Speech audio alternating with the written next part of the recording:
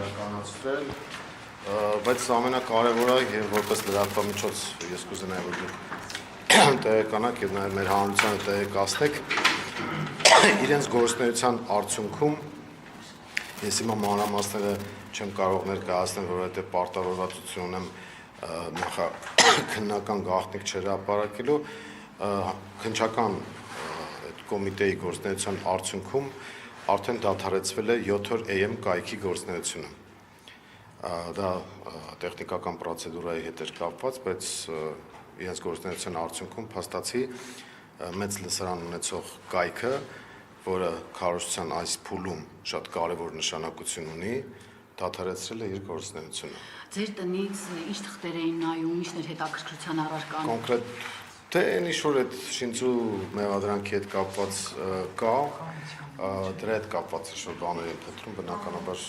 սի բան չկա, ուղղակի մնացած դետալների մասով ես իրավունք չունեմ ասել։ Դուք որ դուրը թակեցիք, մտակ ներս, ովքեր էին տանը։ ԱԱՑ-ի աշխատակիցներ եւ քննչական կոմիտեի աշխատակիցներ, ինչպես նաեւ կինս։ Հա, այսինքն ձեր կինը տանն է եղել, նա է բացել դուրը։ Չէ, իրենք միասին կինս եկել են, իրենք միասին բացացել։ Հա, չէ, ստացվեց այն սկզբում որ կասկածներ կային, որ իրենք առաջին են ձեր տուն մտել, այդպես չի։ Չէ, այդպես չի։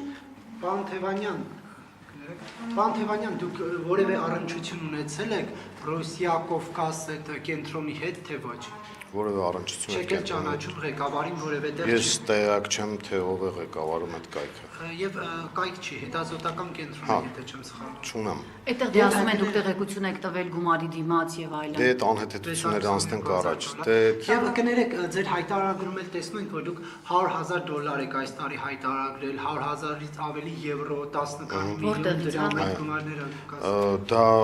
շատ վաղուց հայտարարագրված գումար է, դեռևս շուտվա 10 տարի վաղեմության հետ։ 20 եւ ավելի տարվա։ Կներեք, իսկ ինչ ծավալում են դրանք։ Ժամանակին զբաղվել եմ նաեւ գործարարությամբ 90-ականներին, նաեւ մասնագիտական ոլորտի հետ կապված, նաեւ բնականաբար ժառանգություն եմ ստացել, չեմ կարծում անշարժ գույք վաճառել եմ, շարժական գույք եմ վաճառել եւ դա հայտարարագրված է պաշտոնապես, երբ որ 21 թվականին ես դարձա падգամավոր, այդ բոլոր գումարները հայտարարագրված են, հիմա էլ հայտարարագրում եմ դրանք որպես կուսակցության նախագահ։ 90-ականներից այդ գումարները Դե գալիս են իմ ծնողների ծախսում են բնականաբար, ծնողներից եմ ժառանգություն ստանում անշարժ գույքի վաճառքից, շարժական գույքի վաճառքից եւ իմ գործունեությունից։ Պարոն Թևանյան, հիմա դուք այստեղից ուր եք գնում։ Ազատ եք գնալու այնտեղ որտեղ Ես որևէ կարգավիճակ չունեմ այս սրա հետ կապված, որևէ փաստաթղթով ինձ ծանոթված չէ, թե ես ընդհանրապես ինչ կարգավիճակով եմ մասնակցում, այս խուզարկության որոշման մեջ էլ նույնիսկ ներկայացված չի, թե ինչ կարգավիճակով, ոչ վկա, ոչ մեղադրյալ, ոչ մի բան։ Բայց ոնց որ ձեզ ասում։ ԱԱՑ աշխատակիցը կարծես թե ձեզ է սպասում։ Դե իրանց պետք է հարցնել, թե ԱԱՑ աշխատակիցը ինչ է ինձ Չէ՞ սպասում։ հարցրել ձեզ ուր են ուզում ուղեկցել։ Իրանք ասում են, որ դուք ազատ եք, մենք ավարտեցինք խուզարկությունը, դուք այլևս ազատ եք։ Ես էլ ասացի, ես պետք է գնամ,